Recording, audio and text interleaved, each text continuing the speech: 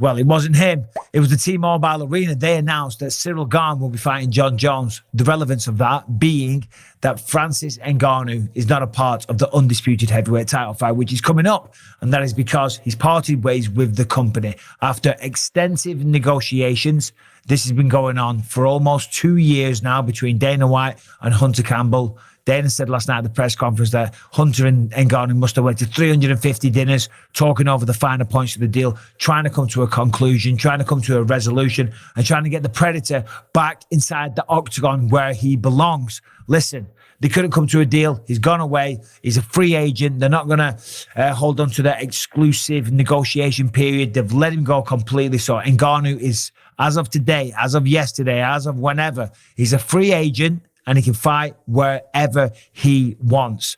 And I think, you know, when I hear that, it's sad. I love watching Francis fight. I mean, some of the entertainment he brought to the octagon was just jaw-dropping and also jaw-breaking. If you were one of the heavyweights on the receiving end of some of those punches, my God. I mean, think back to that fight against Alistair Overeem, that uppercut.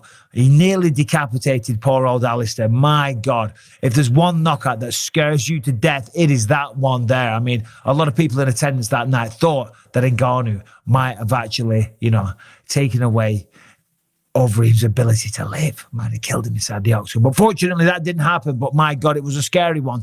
Let's be honest. Now, the reality of the situation is that the Ngannou situation has been negotiated for about 2 years now. They couldn't come to a resolution. Dana White said last night at the post-fight press conference that Hunter and Ngannou talked a lot, couldn't come to it. And if he had have agreed to the deal that they offered, it would have made Ngannou the highest paid heavyweight fighter that they've ever had. Okay, now, according to MMA Junkie, I see here that Brock Lesnar was formerly the highest paid heavyweight fighter. Reportedly at UFC 200, they paid Brock Lesnar around $8 million, which is a hell of a lot of money.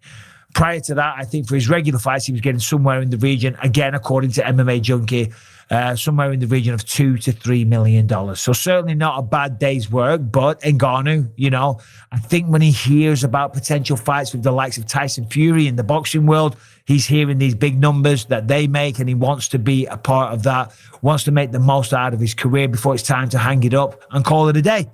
And listen, good for him. That is his prerogative. We only get one career, we only get one body, and we're only young once. So you want to make the most of it. However, how do I feel about it? Well, if he was to go off and box Tyson Fury, in fact, we'll get to that in a minute. Let's hear from Dana White last night and see what he had to say. Yes, T-Mobile blew the fight. That wasn't supposed to go up, but it did.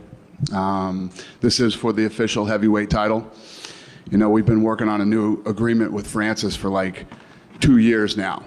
And we had gotten to a point where, you know, he was going to fight John Jones.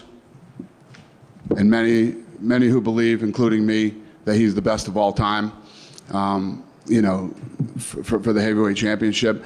And John Jones has been willing and ready and able to fight anybody. He didn't care who it was.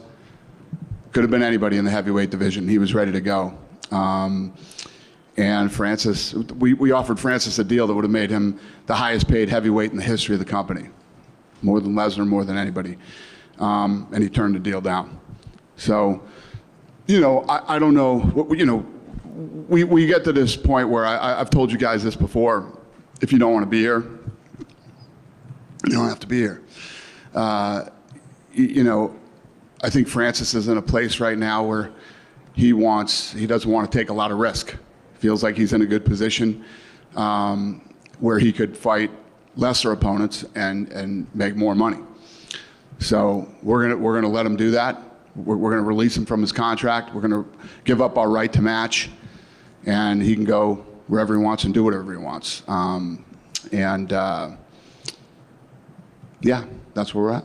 All right, so there it is. Yeah, Francis Ngannou no longer with the UFC, free to fight whoever. So, as I said, what are those options right now outside of the UFC? Without a question, when it comes to mixed martial arts, the UFC is the biggest player in town. And certainly when it comes to pay-per-views and all the rest of it, which is the bulk of where the money is made, okay? I think when he fought when he fought Cyril Gane, his disclosed pay was only $600,000, but it's the pay-per-view afterwards. Now, this new contract would have guaranteed much, much more up front, I'm assuming. And of course, on the back end, those points would have been higher as well. So outside the UFC, where's he going to go? Is he going to go to Bellator? You know, the Bellator heavyweight division doesn't really have too much to offer. Granted, they have deep pockets and they often pay over the odds for a lot of fighters that were with the UFC. That's not an insult to Bellator or any of the fighters, but generally fighters, you know, when they lose a few, they're out of the contract with the UFC. They go to Bellator and they get paid very, very well because Bellator's still trying to compete with the UFC. So they have to do that to attract them.